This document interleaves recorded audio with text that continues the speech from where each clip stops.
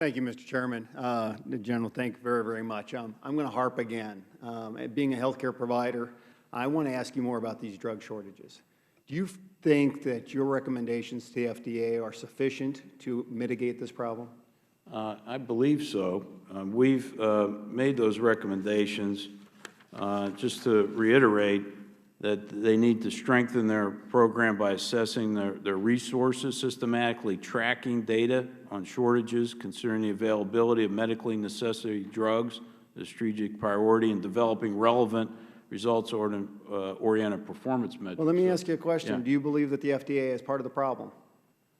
They need to make changes. They need to make some big changes. To be part of the solution to the problem. Well, I think part of our problem, I'm looking here at a drug recall or a drug in-stock affidavit as of yesterday. I mean, we've got problems with liquid ibuprofen. We got problems with anesthetics. This is critical mass because we're putting patients in harm's way and physicians in harm's way, making them use protocols and medications that are, in many cases, got substantial more side effects and problems for patients.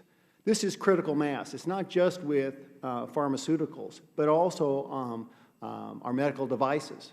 We have reached a saturation point where I will disagree with you. I do not think that what you have put out here in your outlines are suitable for reform. I think we need to have thorough FDA reforms in regards to not only drug manufacturing, but FDA's role and oversight. You look at, in your report, you cite globalization.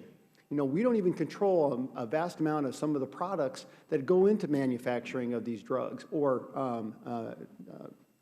medical devices. And we're becoming problematic that we're dependent upon so many other countries to do that. Would you agree with that? Well, it's one of the reasons they're on the high-risk list is due to the globalization. I have, is Marcia here? Well, it seems to me like what we're doing here is we have a disease here. And what we're doing with this report is we're treating the symptoms, but we're not treating the disease. Part of the disease process is the FDA itself. And it seems to me that what we need to do here is reform the FDA. Would you agree with that? Well, I definitely think there needs to be changes. Do you think we need legislation to refer that, to make that change? I'd be happy to provide our recommendations for the record. Okay. One of the other things I did want to touch about, I mean, in these drug shortages, I got to tell you, this affidavit just came from Tucson and from the Northeast, so it's not specific just to rural or urban areas. These are critical shortages that have to be addressed. And I don't think that the hypothesis or the conclusions you come to are real. I think we're actually in worse shortages because just because we put out a report doesn't mean that we've remedied it. We've actually made some of the problems even worse for the gray market. Now we understand where we hoard, where we take, where we increase the sales. So we got a huge problem here. To go back to my colleague, Mr. Chaffetz, in federal properties, I want to give you a real clear example of federal properties that have a problem. We just got back from a Codell in regards to the State Department looking at our embassies. And in particular, I want to highlight Morocco. Here we are spending over $150 million building a new embassy in Morocco. And we have yet to assay and look at what the value and possibility of sale of our current embassy.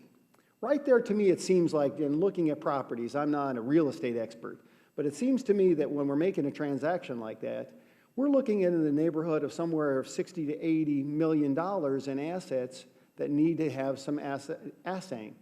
Do you know that they had to beg? And as of, they were about, I would say, would you say it's about 50% completed, that embassy, Chairman? I would say that's correct. They had yet to have an assay of the current buildings and inventory of properties that they had in Morocco. I find that disdainful. This is an instant turnaround of quickly $80 million, and we shouldn't be building unless we actually know what we have as an inventory and make sure that we're selling it. That is disrespectful for the American taxpayer. I'm just giving you one example. Extrapolate it to Great Britain. It's my understanding we're building another embassy for $1 billion there. What other assets do we have there? I mean, this is critical mass that can turn money very, very quickly, and I think that's what we demand of that. So I think some of the things that we really need to do is start looking at the disease process Make sure that we have clear examples, enforce those examples with legislation or retaliatory oversight, and then you're going to get compliance in a lot more other aspects. So I would like, for the record, Mr. Chairman, an example of the drug shortages as of yesterday to be placed in the record.